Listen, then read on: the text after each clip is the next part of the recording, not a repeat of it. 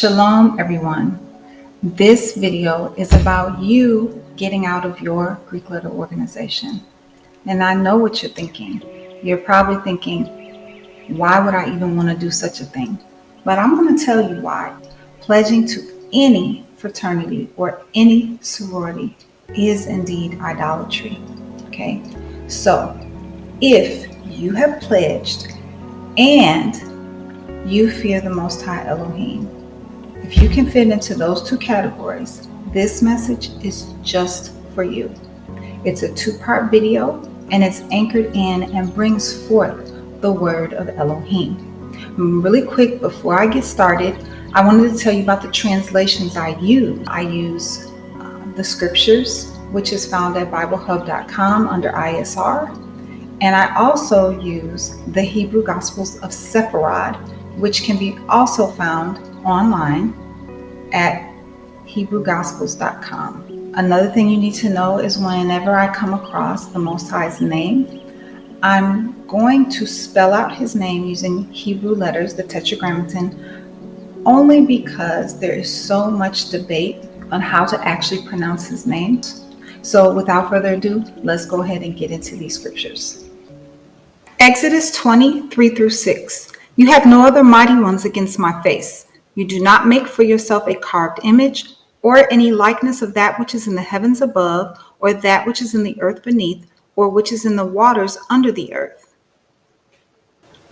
You do not bow down to them, nor serve them. For I, Yod-Heh-Wah-Heh, your Elohim, am a jealous El, visiting the crookedness of the fathers on the children to the third and fourth generation of those who hate me, but showing kindness to thousands, to those who love me and guard my commands.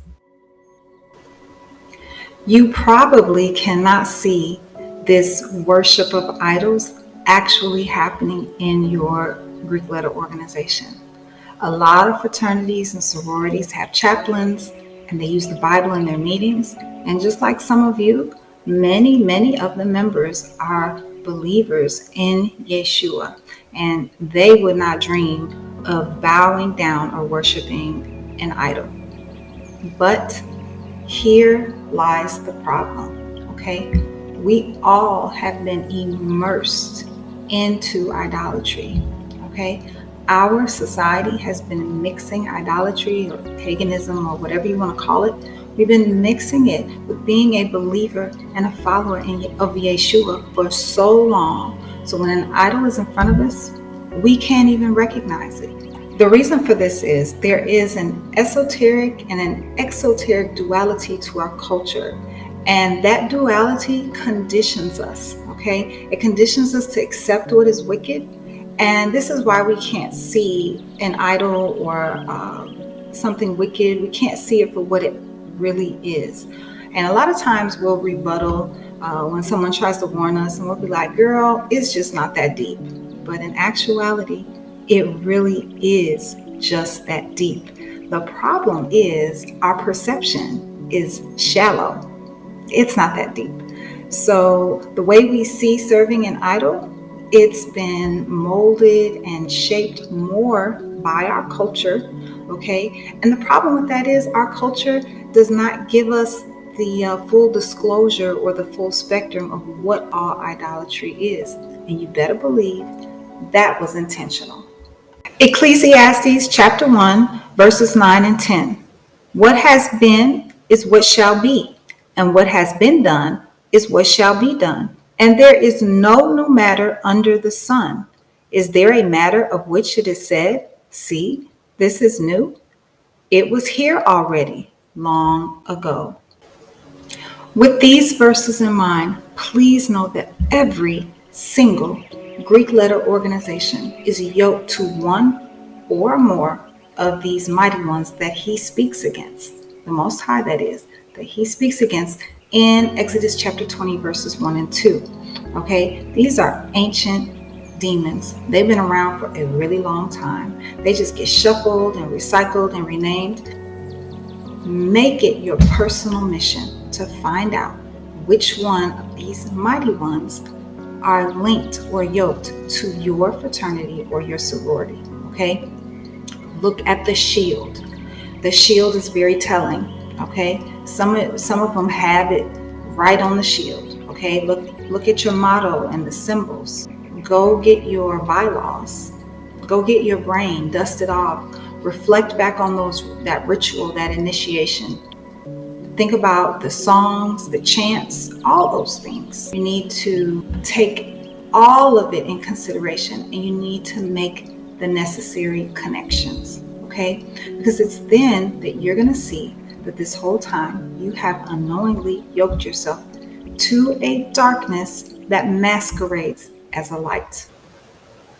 2 Corinthians 11:14, and no wonder, for Satan himself masquerades as a messenger of light.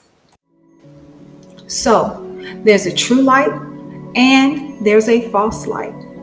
And we need to be able to know how to discern the difference between the two. So the only way to do that is to test it, okay? You do the same thing with counterfeit bills or fool's gold versus pure gold. You have to test it. And how are we going to test a light to see if it's true or false? We're going to test it with the word of Elohim, okay? That is the only way to know the truth. So what is light according to Scripture? Psalm 119:105. Your word is a lamp to my feet and a light to my path. Proverbs 6:23. For the command is a lamp, and the Torah a light, and reproofs of discipline a way of life. So we see here Scripture interpreting Scripture, or I should say confirming it, okay? The word of Elohim is light, okay? And the first elements of his word, according to Hebrews 5:12, is the Torah, the commandment. Now let's look at another scripture. The Gospel of John, chapter 1:1-5. In the beginning, the Son was Elohah. The Son of El was both with El, and the Son of El was Elohah. This one was in the beginning with El. All things were made by him, and without him nothing was made of that which was made. For he is life. This life is the lamp of men, and the lamp does shine in the gloom, but the gloom and darkness do not have power over it. The Gospel of John 1:9. He is truly a lamp, and he shines on every man in this world. The Gospel of John, chapter 1, verse 14. And so El was made flesh and dwelt among you, and we saw his light, that he is Echad alone, and was brought forth from the Father, who is full of grace and truth. So not only is the word of Elohim light, but Yeshua is the light. And this is because he is El made flesh. All right. And this is no coincidence. You cannot have one without the other. All right. Elohah and his instructions are a package deal. And this is reiterated all throughout the Renewed Testament. Okay. Just look at Revelations 12:17 and Revelations 14:12. And this is where the remnant, or the set apart ones, are stated as those who guard Elohim's commands and believe in Yeshua.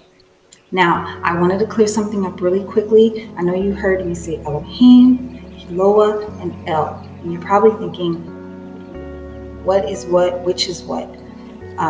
Elohim is like a plural title for power, and Elohah is the singular form of Elohim, and El is the contracted form of Elohah. And so many times in scripture, Elohim, Elohah, and El are all used to describe the Most High, or used as a title for the Most High. We now know that the word of Elohim is light, and we also know that Yeshua is the light, okay? And each of us are on this path, and we need the light. We need to be able to see where we're going. Does your Greek letter organization claim to be a light, or their founders to be a light? You need to think about it, reflect, go and look back at your stuff. And if they have that claim, they hold that claim in any type of way, even if it's through a symbol. Does that hold up against Scripture? Matthew 6:22-23. All of your body must be a sojourner, for if your eye is complete, all the body will be bright. But if your eye is wicked, all the body will be dark. And if the lamp which should be in you is dark, many darknesses will be in you. A false light can only lead you to darkness, okay? So it's pointless to even make room in your heart for a false light. Elohim wants all of our hearts, and he does not want to share your heart with the rulers of darkness or with demons, okay? So let's go ahead and look at another scripture. Devarim, or Deuteronomy 6:5. And you shall love Yod-Heh-Wah-Heh, your Elohim, with all your heart and with all your being and with all your might. Does the Most High have all of your heart, all of your being, and all of your strength? Or have you given your heart, your being, and your strength to your organization? This is serious, folks. Think about those words from the songs and the chants that you would sing about your organization and to your organization. Think about it. It's these songs and these chants of devotion and exaltation. That alone is idolatry, okay? But let's not forget about the most important part here. These Greek letter organizations, they have yoked themselves to a demon. So by default, you are also worshiping that demon when you are worshiping your sorority or your fraternity.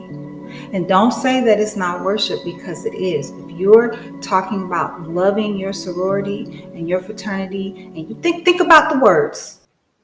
1 Corinthians 10:14, then verses 20-22. Therefore, my beloved ones, flee from idolatry. Verse 20, no, but what the Gentiles offer, they offer to demons and not to Elohim. And I do not wish you to become sharers with demons. You are not able to drink the cup of the master and the cup of demons. You are not able to partake of the table of the master and of the table of demons. Do we provoke the master to jealousy? Are we stronger than he? Humble yourself to Yeshua. Get in Elohim's word, okay? Do the research. Make the connections and find out which demons are linked to your organization. I know this takes time and I know we're busy, but I'm telling you, your soul is worth it. Take the time and make the connections. That's all I have for part 1. Part 2 is going to be in the description box below. Make sure you click and watch that as well. And with that, I'm going to say shalom.